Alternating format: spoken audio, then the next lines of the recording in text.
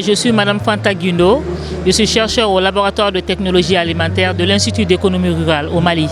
Le laboratoire de technologie alimentaire à ma personne a amené les technologies innovantes qu'on a eu à faire dans le cadre de la recherche sur la valorisation de nos céréales locales. Donc j'ai apporté comme technologie les produits transformés du niébé, qui est une céréale légumineuse qui est assez riche en protéines. Donc on a développé des produits, notamment les farines de complément, les croquettes qui peuvent servir d'alimentation pour les enfants aussi bien que pour les personnes âgées. En même temps, on a apporté aussi des nectars faits à partir de nos fruits locaux, tels que les produits forestiers et puis tels que les légumes aussi. Donc il y a le nectar de courge qu'on a amené, qui est là. Il y a aussi le nectar de balanitex, qui est le zéguéné aussi, qui est un arbre forestier qui est très très riche aussi. Il y a aussi les produits céréaliers, le djouka à base de farine de maïs aussi, qui est aussi très très riche. Donc vraiment en matière de diversification alimentaire, on a amené pas mal d'innovations technologiques. Les produits qui sont là, effectivement, ont été diffusés au Mali parce qu'on forme des entreprises de transformation par rapport à ces différentes technologies.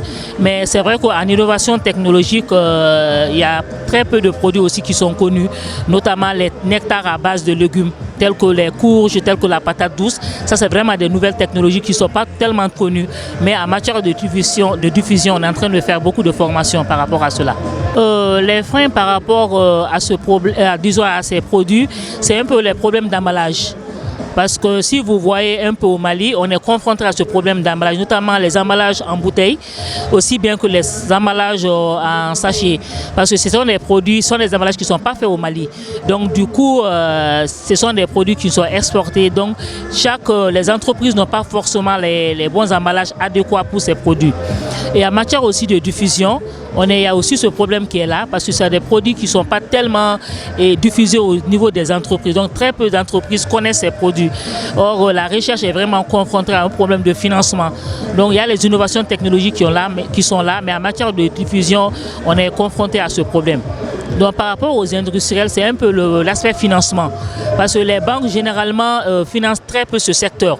Donc les entreprises, les jeunes porteurs de projets qui veulent se lancer dans cette activité n'ont pas de crédit parce que généralement les banques ne les connaissent pas. Ils ne savent pas tellement bien, le financement de ces secteurs.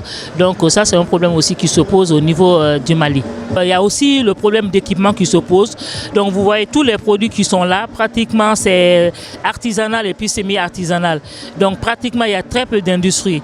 Donc c'est vraiment ce problème aussi qui est là, c'est la sous-industrialisation de ces différents produits. Parce que pratiquement c'est artisanal et semi-artisanal, la production de ces produits. Le fait de participer à ce salon, d'ailleurs, déjà, on est là, on voit plein d'autres pays qui sont là, qui viennent souvent avec des emballages.